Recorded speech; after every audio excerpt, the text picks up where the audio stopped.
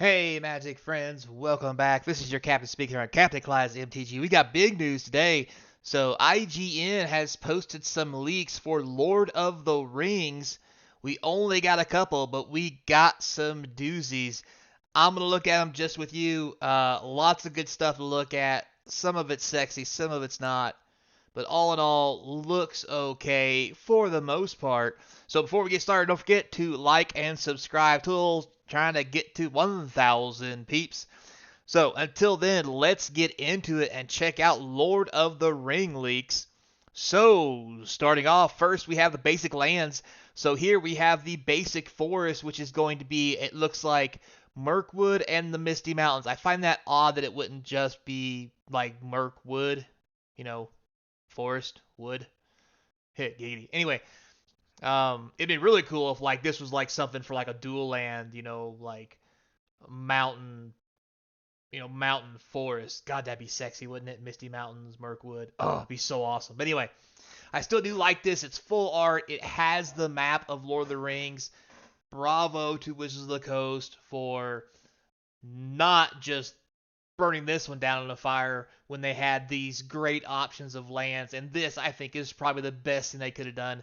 I honestly wish they'd have done this with Dungeons and Dragons. Like, I would love to have some art like this for Forgotten Realms. As far as land goes, God, that'd be sexy. I would so be all over that like white on rice. So, we have our forest. Next, we have the mountain. And we have the White Mountains in Gondor area. Again, maybe, we have the forest, Minas Tirith. Um, I really think this should have been the Misty Mountains, not just the White Mountains. But I'm pretty sure you could put all these lands together to kind of make the map. So kudos for that. Not going to give it too much hate. Again, though, love the fact that they're going to use the map from Lord of the Rings. It's an amazing concept. If they would have just done this with D&D, it'd have been so. I mean, not that the D&D cards aren't great. I do love them because I like the flavor text on them and everything. However, if we had the map from D&D, it would have been so great. I mean, they had to pay for this from Lord of the Rings to do this. They own D&D. They could have not paid to use that art. Yeah. Anyway, moving on. So mountain. I'll try not to beat that dead horse again.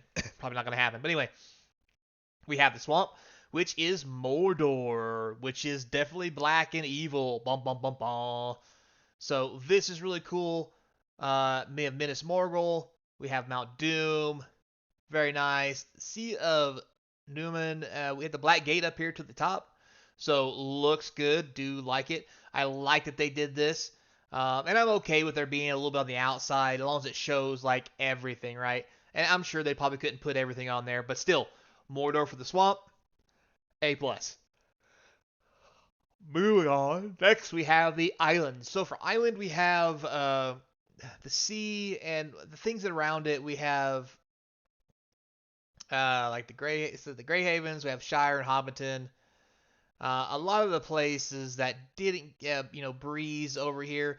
Not a lot of Blue Mountains here in the middle. Not a lot of stuff that's normally seen. I mean, if you watch the series, it starts here.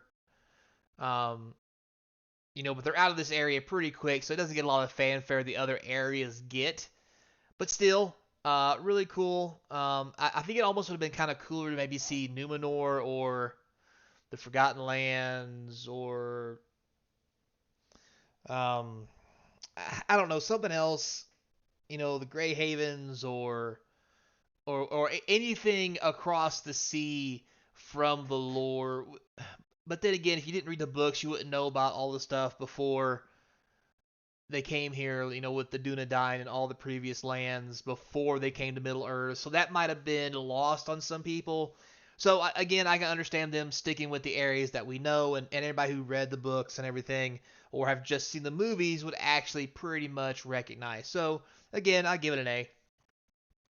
And finally, the last land, we have a Plains.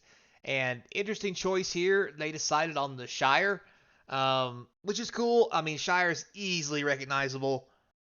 Um, it's a great one. You have Hobbiton. It talks about everything you have here. Brockenbores, Weymouth, Tuckborough, Green Hill Country, Willow Bottom, Long Bottoms area, um, Buckleberry Ferry. That's you guys probably know about that. Brandywine Bridge, Brandywine River. It's interesting they don't have Bag End on here. I would think they would try to like put Bag End somewhere, and maybe it's on here and I'm just not seeing it off the first look, but I really don't see it. But again, like I said, maybe I'm just missing this because I'm looking at these first time with you guys, so don't shoot the messenger. But again, I do like it. This does have a plains kind of feel, the rolling hills and what have you. So again, A plus. I think this is fantastic, and I think once we actually get a chance to try to put these together to see if we can form a map with them or how much of the map is missing would be really cool. And maybe that had something to do with the chunks of area they decided to get. So that's our basic lands. I think they're sweet. I love them. The fact that we're gonna get a chance to get these in foil, I think are gonna be just phenomenal. And I'm not gonna lie, I'm probably gonna have a couple of these in foil and just regular play lands because yeah, this is my jam. Love Lord of the Rings. So with that said, let's move on to some actual cards. So the first one we have the alternate art for Gandalf the Grey. So if you guys who know the lore, this is when he gets the Balrog at the bridge. What's interesting about this card for me though, the art's cool and everything. I like this outer border; it's really sexy. For some reason, Gandalf the Grey is a red-blue card. I don't understand why he's not white or white black because he's gray. Gandalf the Grey, white black is gray. But let's not go there. I'm not gonna try to beat it up too much because I was just excited to see something. But anyway, we got white, we have red, blue, and 3 for a 3/4. Whenever you cast this sorcerer spell, choose one that hasn't been chosen. You may tap or untap target permanent. That's a great ability in combo decks. You only get to use it once, so 3 damage to any opponent. Copy target instant or sorcery spell you control. You may choose new targets for the copy and put Gandalf on top of its owner's library. So that would be a really interesting combo to put him on top, draw him, play him, go through the motions again to do all these things that he does and repeat the process. So he reminds me, this one in particular, of a 2-color Omnath instead of the 4-color one that, he gives you life and then gives you mana and then deals 4 damage. But these are better abilities, and there's 4 of them, and you get to pick. So it's not like you have to trigger so many times to get each ability. You just choose one that hasn't happened yet. And because it's only up to 4 times, it's not too broken. But again, with that being said, with this going into older formats, mainly Commander and what have you, I would expect something a little stronger. But however, this is only a rare. So I'm interested to see if there'll be a Gandalf or what have you that's a mythic. Like Gandalf the White be the mythic card. And maybe the legendary creature Gandalf the Grey be the rare card. So, very interesting there. So this is the special version of Gandalf the Grey. Here is the normal version that we're going to see. Exact same card. I like the art. It's not too bad. I don't like what they did with the sword here. It's not very... after watching the movie, it's hard sometimes to go off everything in the book because you get some visual taste, right? And I really liked the sword depictions they had in the movie. I thought they were very cool looking, and this does not look like that. But I mean, it is what it is, right? Still great art. I think it's really cool. I do like it. It's got the normal border. However, I will admit that this border is sexy. This is some sweetness. Imagine this in foil. Oh, just gives me chills. So, we got one more card to spoil for you today, and guess what? It is the One Ring. Oh, daddy. So, 4 colorless legendary artifact, indestructible, so they can't kill it.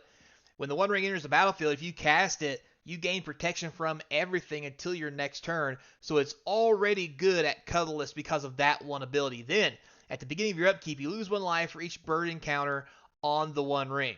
You can tap it, put a burden counter on the one ring, and then draw a card for each burden counter on the one ring. So this is a mythic, and this is very interesting to me because it says on your upkeep you lose 1 life for each burden counter, but you can tap it and draw a card for each burden counter. So you can lay it for 4, get a whole free turn or nothing going on. You can then tap it, put a burden counter on it, and then draw 1 card, and you lose 1 life on your next turn, but you lose 1 life every upkeep, not just once. But you can then tap it to draw 2, and then 3, and there's going to be some shenanigans where, like with a vaulted key or whatever, can just go ham with this thing, or anything that lets you untap it and just start putting a whole bunch of burden counters on it and just draw your whole deck probably. This is going to have some crazy shenanigans in Commander especially, and maybe even some of the older formats, because to be honest, 4 colorless isn't that hard when you're playing things like, Dark Rituals or any of the other silly shenanigans that we have in the Eternal formats. So, there you have it, guys. That is a look at all of the spoilers from IGN today on the new Lord of the Rings set. Very nice, very sexy. Doesn't seem too overpowered yet. However, this ring is bordering on the land of being silly. Because remember, you lose your 1 life at the beginning of the upkeep. So if you never take another turn and you just keep doing things during your turn, this thing is just absurd. For example, I'll tell you the one combo everybody's going to, I would think everybody would know already. But if you play, not Panharmonicon, what is that thing called? It's the 5 colorless artifact that whenever you cast a spell, you untap all your permanents. Imagine being able to tap this, you put a burden counter on it, you draw a card, cast a spell, untap it, now you tap it, put a burden counter on it, draw 2 cards. Now you're not losing life for this, and then you have this, you have a ring in play, and you have it's not a Panharmonicon. What is that thing called? Dang, that's gonna really bother me. But anyway, just the fact that you can untap this and just go ham and draw your whole deck in Commander is just absurd. I think this is probably going to see a lot of play. I think it's easily going to be a $40, $50 card, just because of the silliness that it does. However, it could very easily kill someone. I guess you could also, one of the kill conditions, if you want to be real cheeky, is tap the hell out of this thing, put about 20 burden counters on it, and then just give it to your opponent and then end your turn and let it kill them, I guess. I don't know. That seems funny. Anyway, so thanks a lot for watching, guys. I do appreciate it. Don't forget to like and subscribe to help support channels. Those who have, now's a good time. If you haven't, now's a good time. If you have, thank you very much. Links in the description for more. And as always, till next time, be kind. And as always, I hope to see you across from the game table. Let me go put a ring on it.